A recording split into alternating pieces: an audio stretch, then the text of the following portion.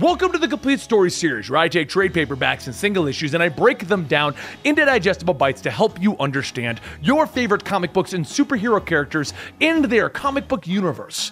We then read it dramatically back to you, pretending that we know how to make a cartoon.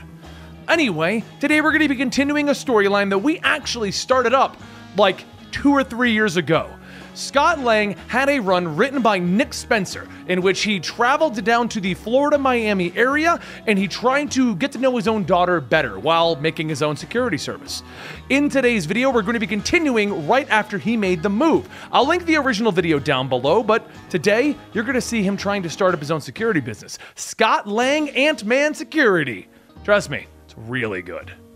You know, now that Scott Lang has moved down south, there's been a lot of things on his mind lately. Like, for instance, why is there a giant man in a bear costume? And why is he shouting that he's going to make Ant-Man pay? As the man starts destroying things, Scott asks, what is he supposed to pay? And the man yells, Grizzly's here to make you suffer. Scott manages to kick Grizzly away, but as he shrinks down to knock him out, Grizzly takes out one of his claws and pins Scott to the wall. Grizzly tells him that he spent 18 months rotting away on the raft. You know what I've been thinking about the whole time? Scott tries to free himself and he asks, Anna Kendrick? And Grizzly yells, you! I've been dreaming about the hurt I was gonna put on you for sticking me in there during the siege. Scott asks him, the siege? Wait. That wasn't me. I was dead then. It couldn't have been me. Wrong Ant-Man. Grizzly pauses for a moment and then asks him, seriously? And Ant-Man tells him, yeah, just Google it. So Grizzly lets Scott go, telling him, well, this is pretty embarrassing. But we're jumping ahead in our story. Let's go back to earlier, when Scott was actually ready to make some big moves. As Scott and his daughter Cassie walked down the street, she asked if he's nervous, and Scott asked her, why would he be nervous? And Cassie says, because if he doesn't get this, Mom is never going to let him stay in Miami. That and he lives in a toy house in a random person's rooftop. He's 40 and he still doesn't have a job. Scott finishes fixing his helmet and he thinks, sure, most guys would be nervous after all that, but I'm the astonishing Ant-Man. My toy house is awesome, and I'm going to get a loan from this bank faster than I can, well, get denied. Scott goes inside and he sits down, and the bankers slide back Scott's application with the word denied stamped on it. Scott looks at the paper telling them, whoa, fellas, I didn't even have a chance to take a sip of my orange juice that you gave me. One of the bankers tells him that he has multiple criminal convictions. He has no employment, and his credit rating is actually in the negatives, which they don't even know how that's possible. They at the First Capital Bank of Miami have a proud history and a sterling reputation. Another banker stands up stating, this is absurd. This man listed not available for his address. We should just call it a day and attend to real business. Just then an older female sits down, telling the men to just have a seat. Harold here has booked golf every Tuesday for years and his game is still terrible. They'll listen to this man's pitch. One of the bankers then says, what a surprise, Miss Morgenstern. And Mrs. Morgenstern brushes him off, telling him that she's sorry for being late. It took her longer to put on the pretend to care face. Scott rubs his neck, telling them, well, thank you, nice elderly lady. And yes, I do have criminal convictions. See, I used to steal things, and I know a lot about how not to get your stuff stolen. That is why I'd like to present you with Ant-Man Security Solutions. The entire room falls silent, and Scott goes on telling them, right now, I'd like to show you something. Suddenly, the lights go out, and Scott tells everyone, this is how easy it is to rob your bank. One of the bankers yells, oh God, he's robbing the bank! And another shouts, just don't hurt anyone. Scott says, okay, it looks like what I'm trying to do here is getting improperly communicated. What I'm trying to say is that it only took 2 hours for me to hack into your data network. Your systems haven't been updated in years. I was even able to unlock your vaults. Mrs. Morgenstern asks, you unlocked the vaults? Well, we can all stop worrying about being robbed. We're about to die. Back in 1943, the Nazis were quickly running out of funds, and Hitler decided to put some of his best scientists to work creating a different kind of weapon. A weapon capable of wreaking destruction on the battlefield while still filling their coffers. Using the power of alchemy, he created the weapon known as the Midas Bot, and it has the ability to turn whatever it's targeting into gold. God says, wait, you have a robot made out of Nazi gold? And just then a woman screams for help as the Midas Bot picks her up. Scott spins back, throwing a chair out of the window of the boardroom. He leaps out, grabbing onto the Midas Bot's head, knocking him over to free the woman. But as he jumps off of the Midas Bot gets back up, spraying liquid gold, trying to cover Scott in it. Scott runs to the vault, and as the Midas Bot follows, he locks the two of them in there, shrinks down, climbing into the Midas Bot. He follows some of the twisting gears up to where they start, and after taking a pin, he lodges it in there, causing the Midas Bot to break down from the inside. After making sure everyone's okay, he leaves the bank, and Cassie asks how it went. Before he can answer, Mrs. Morgenstern comes out asking, where the hell do you think you're going? Scott tells her that if this is about the damages, they've already seen his assets. She tells him, forget about that. About your proposal, I'm going to fund you personally. I will invest and we can be 50-50 partners. Scott asks, really? And Mrs. Morgenstern says that she could use the excitement. Besides, weirdos like them need to stick together. As Mrs. Morgenstern leaves, Scott says, wait, what does she mean by that? And Mrs. Morgenstern asks, who do you think trapped the robot in the first place? The next day, Scott's first billboard goes up. Ant-Man Security Solutions. Who knows how not to get your stuff stolen better than a guy who used to steal your stuff? Now, back in the current events, Scott and Grizzly grab a few burgers. And Grizzly asks, so which Ant-Man busted me? Scott says, do you remember anything about him? And Grizzly says, well, he was a jerk. And Scott tells him, that doesn't really narrow it down. Was he smart? Grizzly says, no, not one bit. And Scott quickly responds with, it was O'Grady. Grizzly shouts, man, if I catch up to him, I will. And Scott stops him, stating, that's gonna be kind of hard. And he's like dead, or became an evil robot. Stuff's gotten really confusing on the whole Ant-Man front. Grizzly sighs and sits down asking, what am I supposed to do now? And Scott says, how about you get a job? In fact, how about you work for the company? I could use some muscle. That is, if you're not planning on revenge murdering anyone else. And Grizzly tells him, oh, no. And Scott says, good, then you're hired. As the two leave the office, Scott gets a call, and he answers hello, and the voice asks him, this is Ant-Man, because I have a job for you. It's a real good job. What Ant-Man doesn't see is the man on the other line is actually Taskmaster, aiming a rifle right at him. Meanwhile, in another part of Miami, Dr. Erica Soundheim, the woman who helped Scott save Cassie's life, sits at a table in an office, and a man asks if there's anything that he can get her. Erica tells him no, and the man sits down stating that it's an honor to meet her. She is the world's leading cardiac and neurological surgeon. Well, he'd like to offer her the chance to change medical science forever and put her in the science books. What would she say to that? She looks at the man and says, she would say go to hell. That is, if he didn't have these men sitting with their guns pointed at her.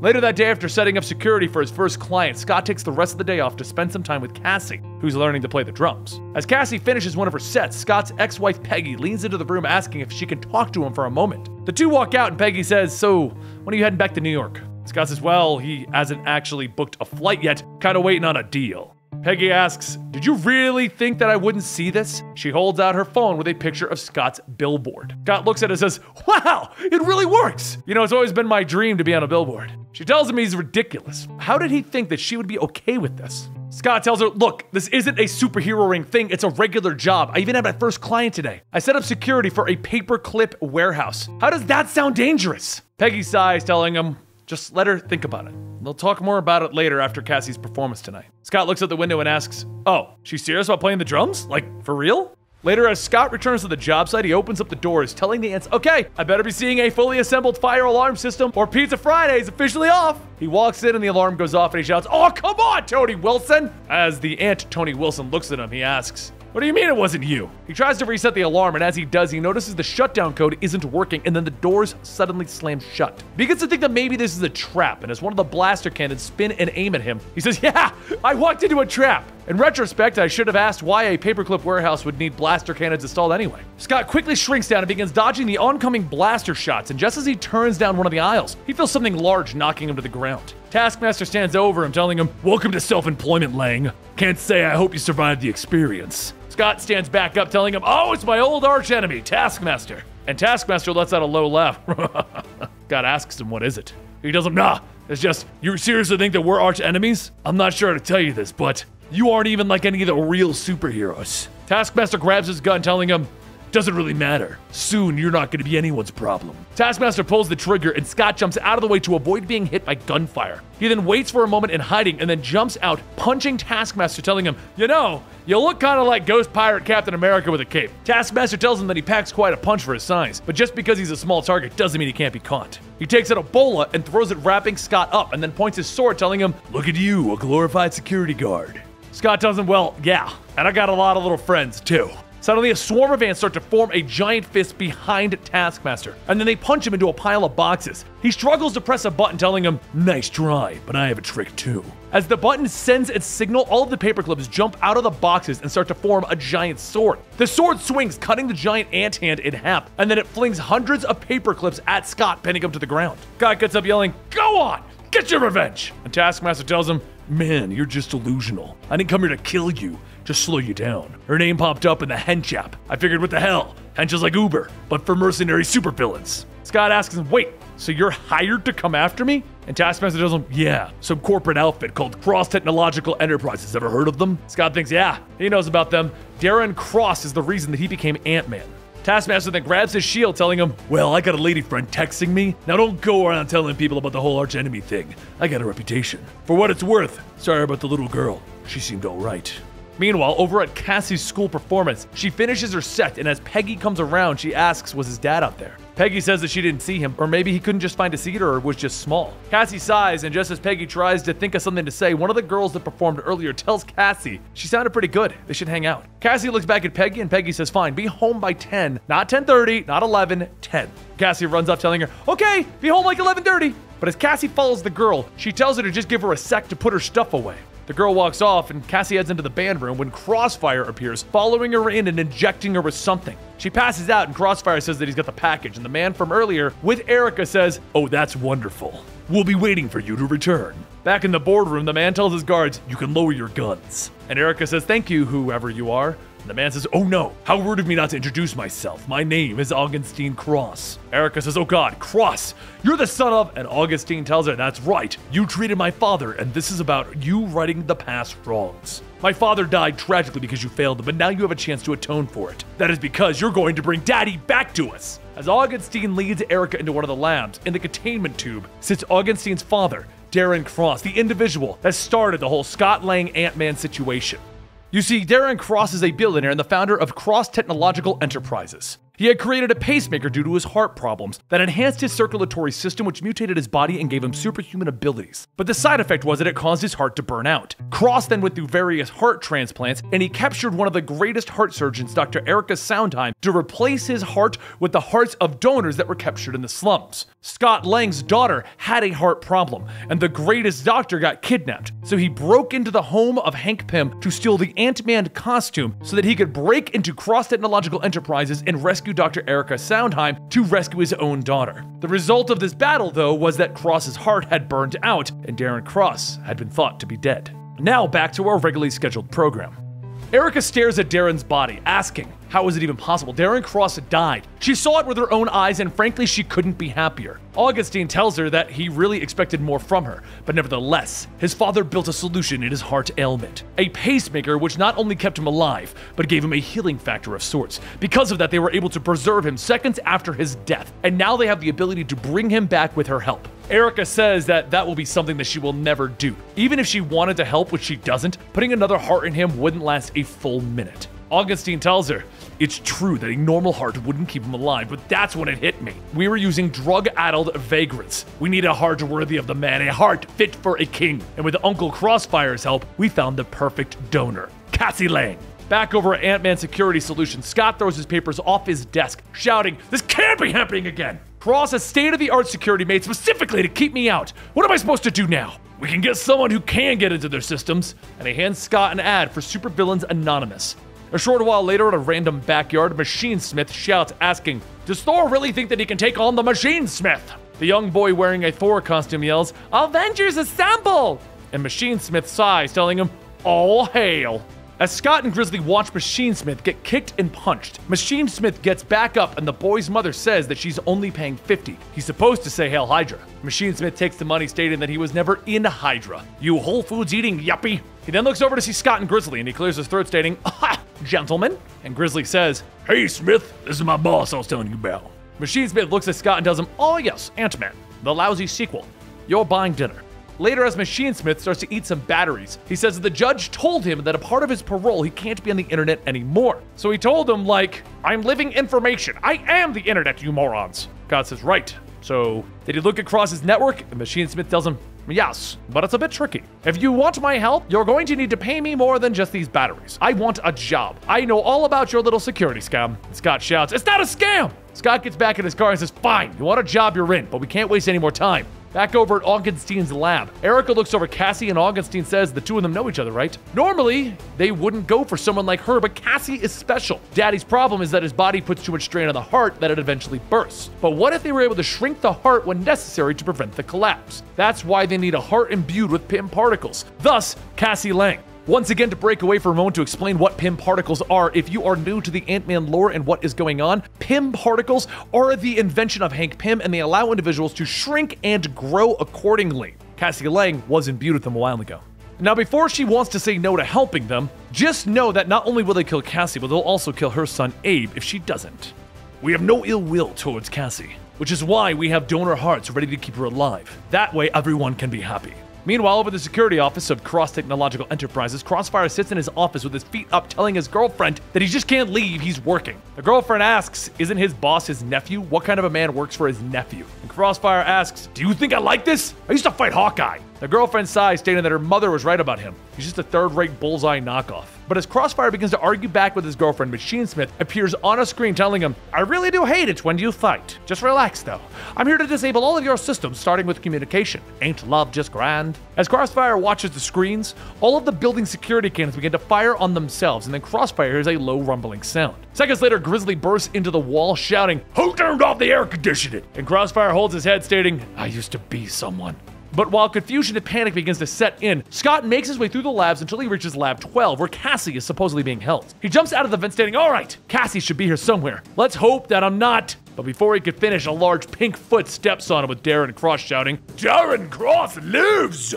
However, luckily for Scott Lang, that's the thing, you just can't step on Ant-Man. Ant-Men keep the strength of their normal size even when small, so when things like this happen, suddenly, Darren's body is thrown up into the air as Scott begins to regrow. He looks around and sees Erica asking what is she doing here, and she yells that she can fix this. He just needs to keep Cross away from them. And then Scott notices Cassie on the operating table. Scott begins to run over, but with his back turned, Darren runs up, punching him in the back of the head, telling him, I've been asleep for so long. However, just before he can, Augustine runs up, hugging him, shouting, Daddy, I'm so happy you're back. Kidnapping Ant-Man's daughter was all my idea. Are you proud? Darren looks at Augustine and pushes him away, telling him to be quiet. But what did you say about Ant-Man's daughter? I have her heart in me. Darren begins to laugh, and he looks back at Scott, and he sees Scott has already escaped. Darren begins looking around the lab, and as he stops, Scott regrows to his normal size, jumping onto Darren. But before Scott can get the upper hand, Darren charges into him, throwing the both of them out of the building. Darren struggles to keep Scott below him, but Scott shrinks and crawls into Darren's hair, letting Darren fall face first into the pavement. Darren begins to get back up, and as he looks around over at Scott, the ants begin to crawl up his legs and cover his entire body.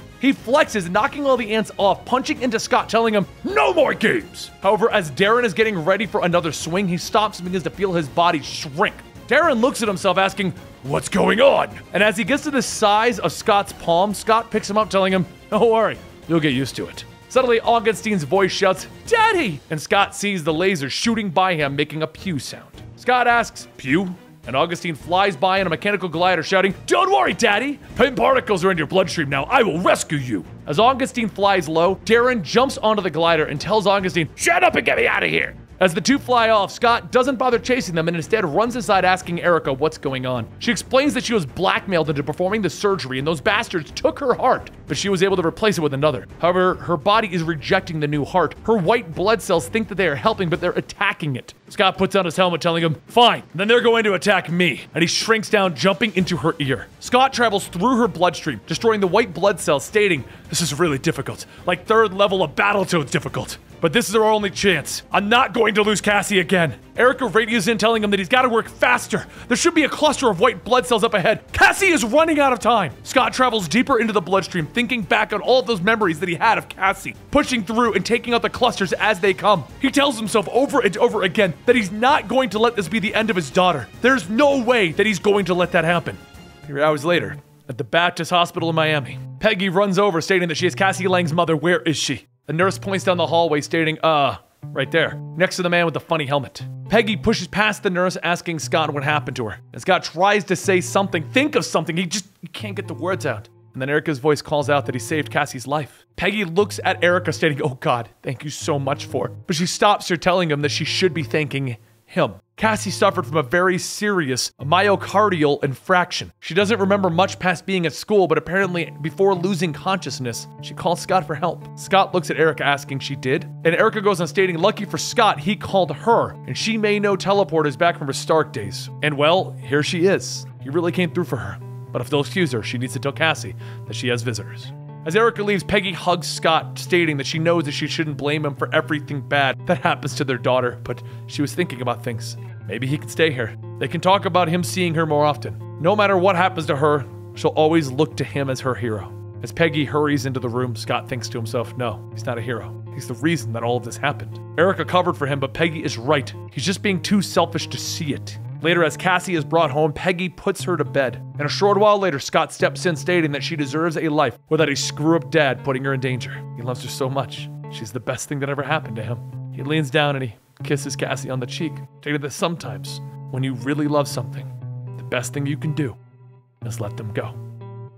And there you have it. Now, we're going to do a couple of Ant-Man related things for the next couple of days. And if you want more Ant-Man, you want him to become a part of our normal rotation while we finish up this storyline, I need you to give this video a like, subscribe to this channel, follow me on Twitter, go on over to our Patreon and pledge at least $1. Follow us over on Twitch, where you can also subscribe for $4.99 at twitch.tv/EligibleMonster. We also have a gaming channel known as Eligible Monster. You can just go over there, subscribe to that channel. That would be cool too. You can also go find my personal vlog channel where I make a video practically like once every 3 months or whatever. That's known as Benny Potter. You can go find that one as well. You can also find me over on Instagram, where I run 2 Instagrams. There's the Benny Potter photos one, and there's the Comicstorian one. Those are cool. So if you want Ant-Man, I need you to go do all that. Or, you know, you can just give this video a like and consider subscribing to our channel. That would be really cool too.